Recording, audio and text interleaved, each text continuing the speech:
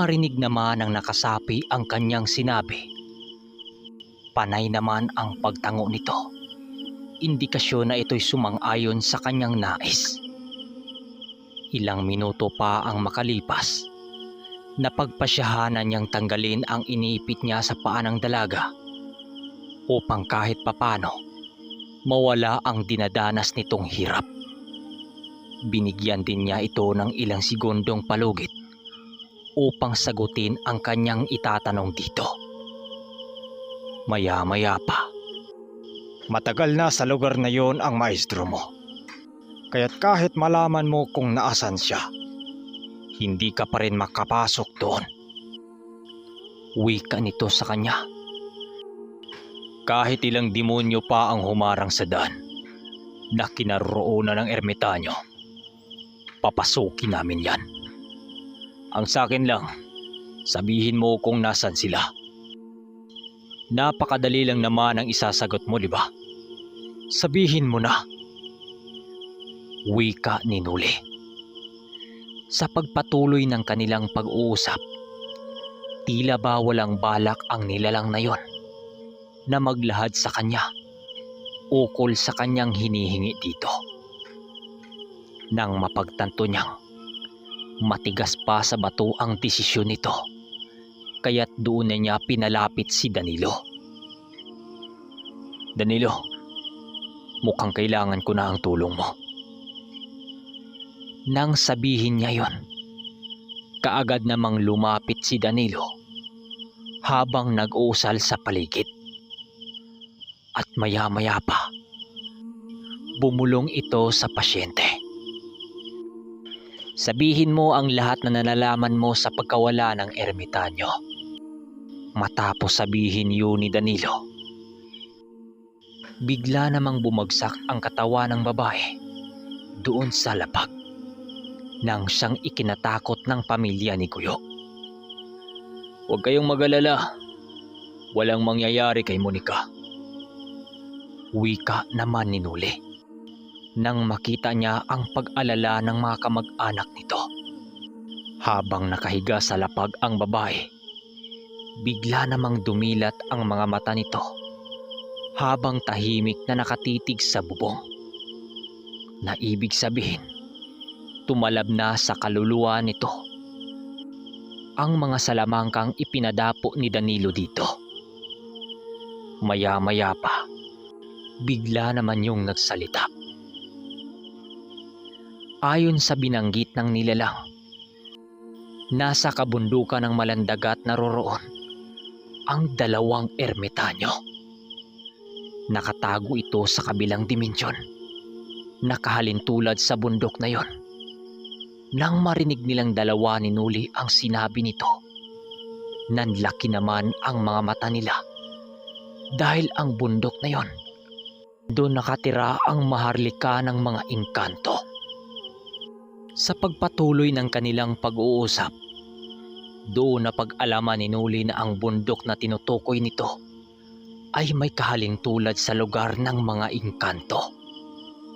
Ayon sa nakasapi, ang dalawang ermitanyo ay nasa tuktok ng bundok habang patuloy na naghihirap kasama si Waring maging ang buo nitong pangkat. At dahil sa pagkagapos nito sa mga mahiwagang baging na yon, dagdag pa ng mambabarang, ang baging na yon nagtataglay ng napakalakas na sumpa dahil sa oras na kapag isa sa dalawang ermitanyo ang piliing kumalas, ay silang lahat makakawala doon, nang siyang magdudulot naman ng kaguluhan sa dalawang panig. Makalipas lang ang ilang minuto, doon na dahan-dahang nawala ang galit ni Nuli habang kinalas dito ang salamangkang inilapat ni Danilo. Matapos niya itong kausapin, doon na niya ito inabisyuhang lisanin na ang katawan ng babae. At ng mga oras ding yon, nalaman ng pamilya ni Guyo ang tunay na pagkatao nilang dalawang magmula ng araw na yon. Alam niyang nagsasabi ng totoo ang mambabarang na yon dahil nabanggit din sa kanya ng kanyang gabay patungkol sa kinaroroonan ng dalawang ermitanyo. Matapos ang pangyayaring yon, agaran din naman nilang binigyan ng lunas ang nanghinang katawan ng dalaga. Itong si Guyo naman at ang ina nito hindi na mapapakali dahil sa labis na pag-alala dito. Ilang oras pa ang makalipas, labis-labis naman ang pagpasalamat ng mga tao sa kanila. Subalit sinabihan lamang ito ni Nuli na huwag sa kanya humingi ng pasalamat kundi sa Panginoon. Nang bumalik na ang wisyo ng dalaga, sinabihan naman yun ni Nuling magpahinga na muna para makabawi ng lakas. Maya-maya pa, lumabas naman sila sa pamamahay ni Guyo para mag-usap silang tatlo, si Danilo at Guyo. Par, mukhang mawawala na naman kami ng ilang linggo dito sa lugar natin. Nalalapit na ang araw sa aming paglalakbay patungo sa lugar ng mga engkanto. Wika ni Noli dito. Walang problema, Noli. Naintindihan naman namin kung bakit nyo ginagawa ang mga bagay na ito. Sana pagbalik nyo kasama nyo na si Manong Duming. Sagot naman ito sa kanila. Pero bigla naman yung napaluha nang sinabi niya dito, hindi sila babalik sa mundo ng mga tao kung hindi nila kasama ang dalawang ermitanyo. Kinagabihan, habang hindi pa sila nakauwi doon sa kanilang bahay, ninais nilang dalawa ni Danilo na maglagay ng mga pangontra sa buong paligid ng bahay ni Guyo upang walang kahit na nilalang ang makatapak dito na may dugo ng kasamaan. Ilang oras pa ang makalipas, bumalik na nga silang dalawa sa lugar kung nasaan ang mga kasamahan niya. Ilang araw din silang naghahanda para sa nalalapit na paglalakbay nila. Nagpaalam naman itong sinuli sa buong pamilya niya na meron nga siyang pupuntahang lugar. Hindi naman siya tinutulan ng mga ito dahil matagal nang alam ng mga ito kung ano siya. Habang papalapit na ang araw ng kanilang pag-alis, matindi naman ang mga ritual na kanilang ginagawa. Sa pagsapit ng huling Biyernes ng buwan, itinapat nila ang kanilang pag-alis sa kabilugan ng buwan. Ayon kasi sa diwatang gabay niya na ang sinag ng buwan sa gabi ay ang magpapalakas ng lagusang kanilang daraanan. Magiging mapanganib kasi sa kanilang dalawa ang maligaw sa lagusang kanilang daraanan dahil unang-una nila yung gagawin. Nakabase lang kasi siya ayon sa libreta kung paano nagawa ng mga ermitanyo na tumagos sa kabilang dimensyon. Dahil ang pagpasok sa teritoryo ng mga engkanto ay palakasan lamang ng loob.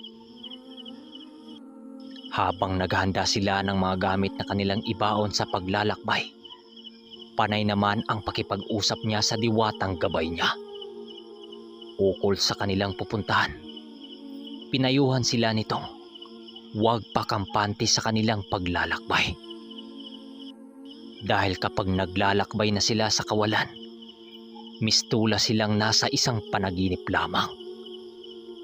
Ayon pa sa diwatang kanyang gabay, ang lugar ng mga engkantong itim ay binubuo ng dalawang parte. Ang parte ng kabutihan ay nasa kanang bahagi, habang ang parteng kasamaan naman ay nasa kaliwang bahagi. Kaunti lang din ang tubig sa mundong yon, dahil ang malawak na parte nito ay purong kagubatan at kapatagan, kung saan naninirahan ang iba't ibang uri ng mga engkanto. Bagaman sinasabi ng ilan na ang mundo ng mga ito ay kapariha lang sa mga tao, Subalit mariin itong tinututulan ng hari sa kadiliman. Sa patuloy ng kanilang pag-uusap, doon na pag-alaman ni Nuli na hindi niya hawak ang lugar na kanilang lalagusan. Subalit buo ang loob nitong si Danilo na pasukin ang mundong yon. Makuha lamang ang 2 ermitanyo. Dagdag din sa kanila ng kanyang gabay. Walang sino mang nilalang ang may kayang kontrolin ang lagusan na yon. Puwera lamang sa pinakahari ng mga maharlikang engkanto. Ano namang gagawin namin, kamahalang diwata, sa paglitaw namin sa bundok ng Mandalagat? Tanong niya sa kanyang gabay. Nakalimutan mo na ba? Ang tamang gawin mo ay gamitin mo lamang ang mga dasal na iniwan ko sa iyong isipan. Kagaya ng mga immortal, magagawa nilang gawing lagusan ang malalaking balite papunta sa kabilang mundo. Ito ang magsisilbing tulay nyo upang tawirin ang napakalawak na kagubatan sa mundong ito na pinamumugaran ng sari-saring engkanto. Mag-ingat kayo, Nuli, sa inyong paglalakbay. Sagot naman nito sa kanya. Matapos nilang mag-usap, ibinaling naman ni Nuli ang kanilang wisyo sa kanilang paghanda.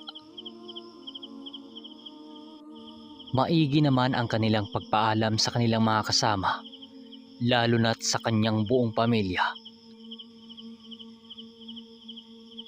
na naghihintay sa kanyang pagbalik. Nuli, siguraduhin mong makauwi ka, ha? Tandaan mo,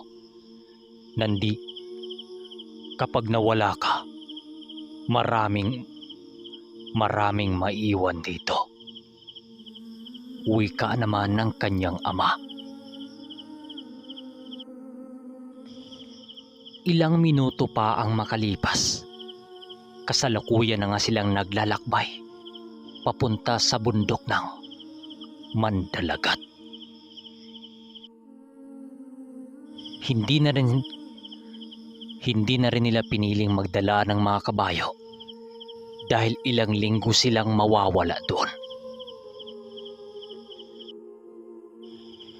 Sa pagtalikod ng araw sa kalupaan, doon na nga hinanap ni Nuli ang napakaliking baliti na tinuturo ng diwata.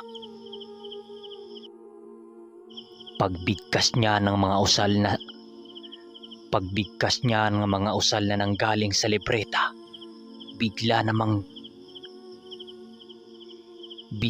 nilang nasipat ang napakalaking butas. Bigla naman nilang nasipat sa katawan ng balite ang napakaitim na lagusan na patuloy na umiikot sa katawan nito. Matapos niyang masilayan ang mga bagay na yon, muli siyang nagbigkas ng mga salita bago sila pumasok sa lagusan na yon. Sa pagbigay ng hudyat ni Nuli, dali-dali naman silang tumalon sa lagusang yon. Balik, hindi pa man nila nagawa ang mga bagay na yon. Laking gulat na lang nilang dalawa nang mayroong animoy nilalang na humatak sa kanila papaloob. At habang nagpupumigla silang dalawa, bigo naman silang makatakas sa nilalang na yon dahil sa sobrang lakas nito. Maya-maya pa, bigla naman silang nanghihina habang unti-unting kumalas ang kanilang ulirat sa kanilang katawan. Hanggang dito na muna ang ating kwento, mga kaermitanyo.